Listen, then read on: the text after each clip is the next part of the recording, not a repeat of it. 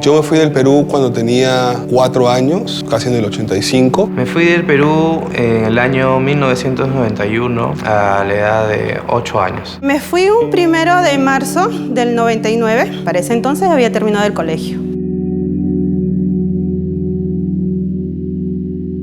Mi nombre es Enzo Tomatis. Mi nombre es Giancarlo Torres Salas. Mi nombre completo es Erika Noelia Acosta Benavente. Soy peruana con corazón venezolano.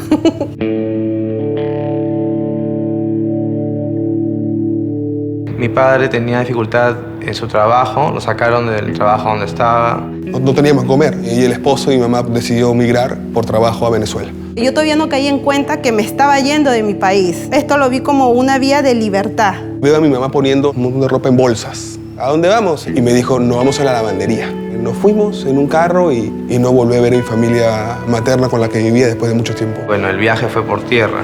Duró más o menos unos 5 días. Íbamos a sellar, el chofer me dice, Erika, ya a partir de aquí, ya tú no existes en el autobús, yo tengo que decir que ya tú te quedaste en Cúcuta. Hay un huequito aquí donde se mete el chofer a dormir. Entonces me meten en ese huequito y entro hasta lo más último que pueda, ¿no? Cuando entré al colegio me costó un poco por aprender nuevas costumbres, ¿no? El tener que cantar el himno y eres el único que no canta porque no lo sabes, empezabas a aprenderlo, a escucharlo. Durante el tiempo que estuve viviendo allá, solamente recuerdo haber ido al colegio en un periodo muy chiquito de tiempo, porque casi todo el tiempo él me pasaba trabajando. Tenía 6 años, 7 años por ahí, y mi recuerdo es mirarme y tener todos los músculos marcados por comer poco y la cantidad de ejercicio y esfuerzo que hacían.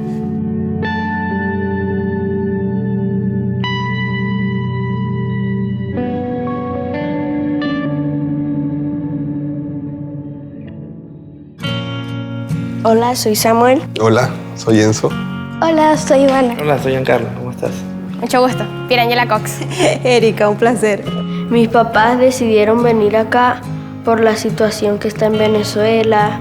No teníamos que comer. El sueldo de mi mamá ya no alcanzaba para comprar mucha comida y ya no había mucha medicina, que digamos.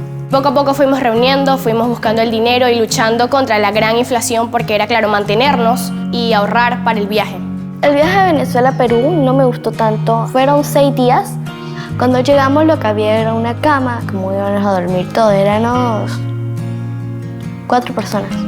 Mi mamá está trabajando en una tienda de ropa femenina en Gamarra. Actualmente mi mamá es mesonera en una cevichería y mi papá es despachador en un camión. Ahora yo estoy ayudándola. En Venezuela decimos todos a la orden y aquí me acostumbré pues a decir pregunte linda, politos, vestiditos enterizos, pregunte casero.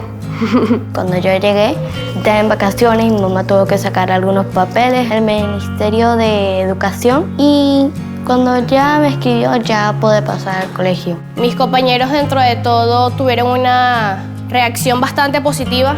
Siempre hay comentarios, acciones, personas que interpretan las cosas de manera distinta, a veces no positiva. Lo he podido sobrellevar y hablando creo que he logrado tener una buena comunicación y relación con mis compañeros. En este momento no estoy estudiando porque mi mamá y yo no conseguimos vacantes. Hace tiempo mi mamá, ella se puso a llorar porque no me conseguía vacantes, muy preocupada y yo me dio mucha tristeza. Mi vida en Venezuela era muy feliz. Me encantaba porque estaba en mi propia casa y tenía un espacio a donde jugar. Extraño de Venezuela mis playas, a mis abuelos, mi maestra, mis amigos. Mi casa, mi perro, mi gato, mis primos, mis amigos. Es curioso porque me lo han preguntado desde que llegué y yo les digo que todo. Extraño mi hogar, extraño mi gente, mi ciudad, extraño mis amigos.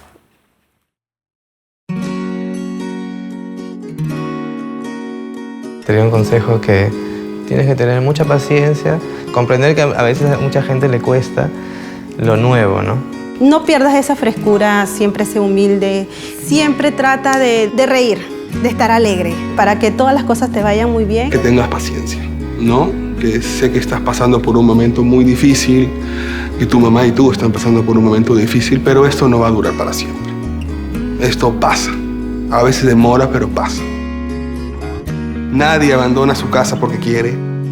Los niños no tienen la culpa de emigrar y los pongan en una situación de vulnerabilidad, en donde se van a un estado que los tiene olvidados. Y ese es el peor peligro que los puede poner.